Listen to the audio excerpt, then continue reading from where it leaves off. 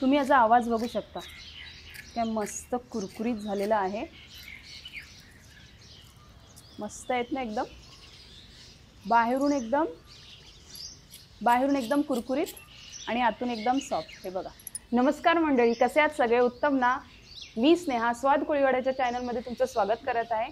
तर आज आपण बघणार आहोत उपवासाचे मेंदूवडे कसे बनवायचे ते। अजिबात तेलकट नाही, आपल्या घरगुती साहित्यातून तयार होतो आणि 3 ते 4 तास आरामात कुरकुरीत राहतो। वेळ न घालवता आपण रेसिपीची सुरुवात करूया। उपवासाची चटणी बनवण्यासाठी लागणारे साहित्य, इथे मी 1 वाटी ओलं किसलेलं नारळ घेतलेलं आहे, चवीपुरतं मीठ, थोडी साखर, शेंगदाणे आणि 3 मिरच्या आणि गरजेपुरतं पाणी। आता आपण मेंदूवडा बनवण्यासाठी लागणारे साहित्य ते बघूया। तर मी इथे 1 मोठी वाटी भरून वरीचे तांदूळ घेतलेले आहेत, चवीपुरतं मीठ। ह्या वाटणामध्ये मी आलं, जिरं आणि हिरवी मिरची 4 ते 5 हिरव्या मिरच्या घेतलेल्या आहेत, छोटा आळाचा तुकडा आणि अर्धा चमचा जिरं आणि ह्या छोट्या आकाराचे बटाटे मी खिसून यामध्ये घालणार आहे। जर तुम्हाला हे बटाटे उकडून सुद्धा घातले ना तरी सुद्धा चालतील, पण मी यामध्ये खिसून घालणार आहे। आणि पाण्याचं किती प्रमाण घ्यायचं, तर हे वरीचे तांदूळ शिजवताना आपल्याला ही मोठी वाटी जेवढी आहे ना त्याच्यापेक्षा दुप्पट घ्यायचं आहे, म्हणजे 2 वाट्या पाणी आपल्याला पातेल्यात उकळवून घ्यायचं आहे आणि त्याच्यामध्ये हे भात नंतर शिजवायचं आहे। हे वरईचे तांदूळ आपण स्वच्छ धुवून घेऊया।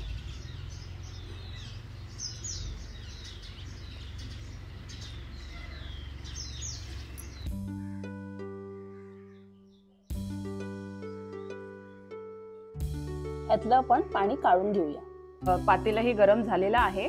आता आपण त्यामध्ये 2 बाउल भरून पाणी घालूया। या पूर्ण बाउल भरून आपले वरईचे तांदूळ होते। आता त्याच बाउलच्या प्रमाणात मी इथे 2 बाउल भरून पाणी घातलेलं आहे। पाण्याला छानपैकी उकळी यायला सुरुवात झालेली आहे। आता आपण त्यामध्ये सर्व साहित्य घालूया। पाणी छानपैकी उकळलेलं आहे। आता आपण त्यामध्ये हे वरईचं तांदूळ घालूया।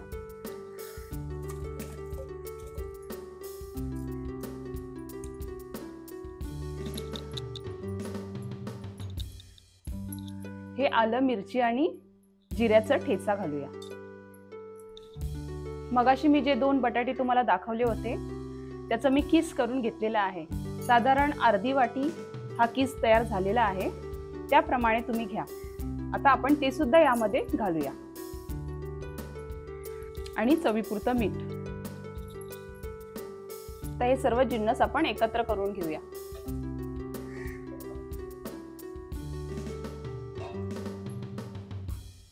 छानपैकी आपला हा वरईचा तांदूळ शिजत आलेला आहे। आपण मिक्स करून घेऊया।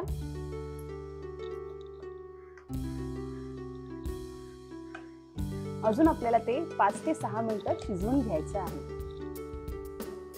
थोडं अजून शिजू दे, मग असं घट्ट होईल ना आणि त्याचे मेंदूवडे एकदम मस्त आणि वळायला पण छान येईल।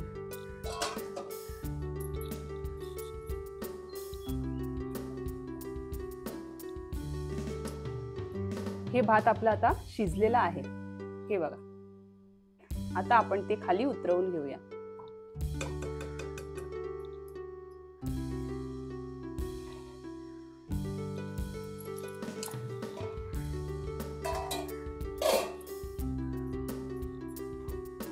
असं कालत्याच्या मदतीने आपल्याला हे पीठ असं गरम असतानाच असं घट्टसर मळून घ्यायचं आहे। आता गरम आहे तर आपण हात पण नाही लावू शकत, त्याच्यामुळे कालत्याच्या मदतीने आपल्याला हे असं पिठाचा गोळा तयार करायचा आहे, जेणेकरून आपले मेंदूवडे एकदम मस्त आकारामध्ये येतील आणि कुरकुरीत सुद्धा लागतील तळल्यावर। हे वरईचं भात शिजलेलं आहे ना, ते पिठाचा गोळा तयार होईपर्यंत आपल्याला हे असंच करायचं आहे आणि थोडंसं थंड झालं ना की हाताला आपल्या थोडं तेल लावून असं घट्टसर मळून घ्यायचं आहे। आता हा शिजवलेला वरईचा भात आपण या बाउलमध्ये काढून घेऊया। अजूनपर्यंत गरम आहे, असंच आपल्याला गरम असतानाच आपल्याला हे मळून घ्यायचं आहे, कारण थंड झालं ना तर त्याला चीर पडण्याची शक्यता आहे, म्हणून शक्यतो जरा गरम असेल ना तेव्हाच मळून घ्या। आता आपण हे सर्व काढून घेऊया या एका पातेल्यात.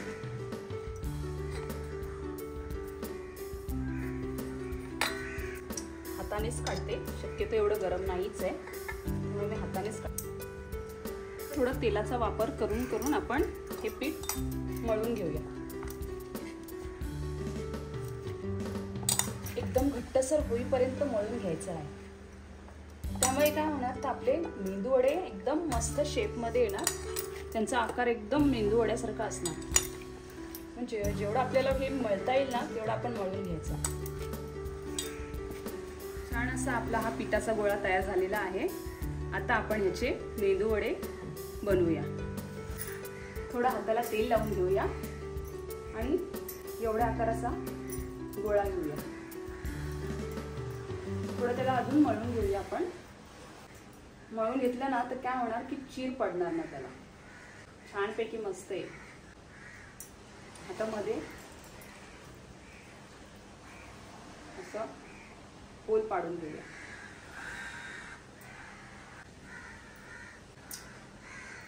मस्त आकार आलेला आहे, तुम्ही बघू शकता.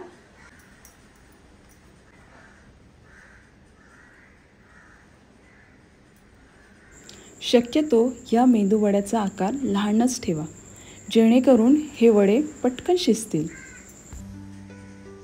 आपल्या इथे हे सर्व मेंदू वडे तळून झालेले आहेत, तुम्ही बघू शकता. छानपैकी मस्त आकार सुद्धा आलेला आहे. आता आपण हे तळून घेऊया. आता आपण मेंदू वडा तळण्यासाठी ही कढई चुलीवर ठेवूया. ही गरम झाली की आपण त्यामध्ये तेल घालूया. कढई आपली गरम झालेली आहे, त्यामुळे आपण याच्यामध्ये तेल घालत आहोत. तेल आपलं गरम झालेलं आहे. आता आपण ही मेंदू वडी यामध्ये तळून घेऊया.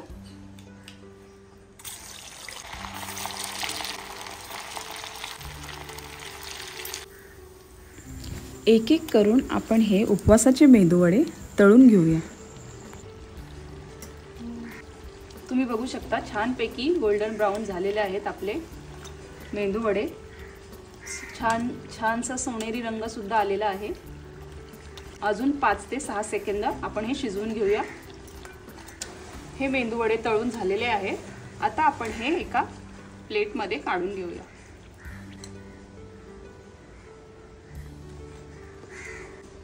आता आपण राहिलेले मेंदू वडे सुद्धा तळून घेऊया.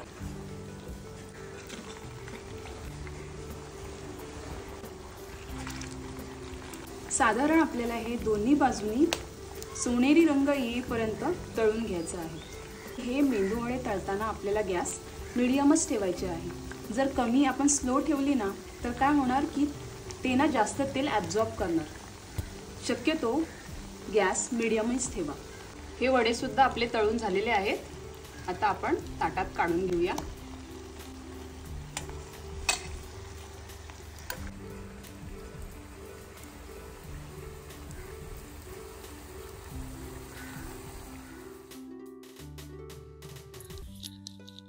तर इथे मी ओलं नारळाचं खीस घेतलेलं आहे 1 वाटी, शेंगदाणे छोटी वाटी, मिरच्या, थोडी साखर आणि चवीपुरतं मीठ. आता आपण हे वाटून घेऊया.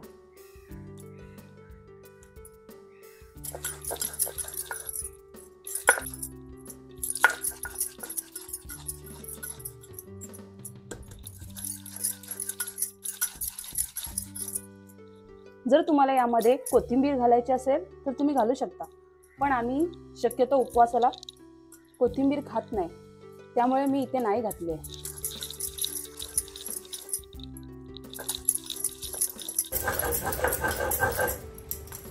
आपली ही चटणी वाटून झालेली आहे. यामध्ये थोडं पाणी घातलं की आपली चटणी परफेक्ट होणार.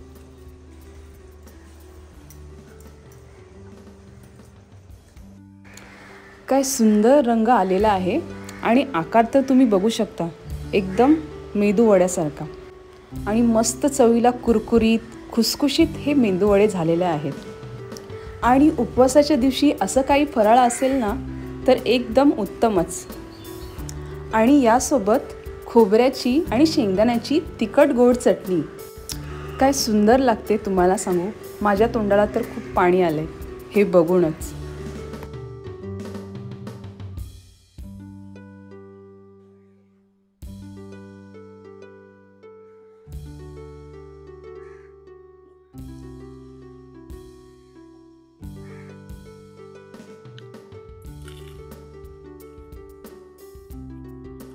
तुम्ही आवाज बघू शकता की एवढे कुरकुरीत आहे ते वडे. तुम्ही खाण्याचा आवाज सुद्धा बघू शकता, एवढे कुरकुरीत झाले आहेत हे उपवासाचे वडे. तर तुम्ही ही रेसिपी नक्की ट्राय करून बघा. न उपवास करणारे सुद्धा उपवास करतील जर तुम्ही रोज असा फराळ बनवला तर. मला तर ही रेसिपी खूप आवडली. रेसिपी आवडल्यास नक्की कमेंट करून सांगा. तुम्ही माझ्या चॅनलवर नवीन असाल तर कृपया सबस्क्राईब करा. स्वस्थ रहा आणि चमचमीत कोळी पद्धतीतला खात राहा.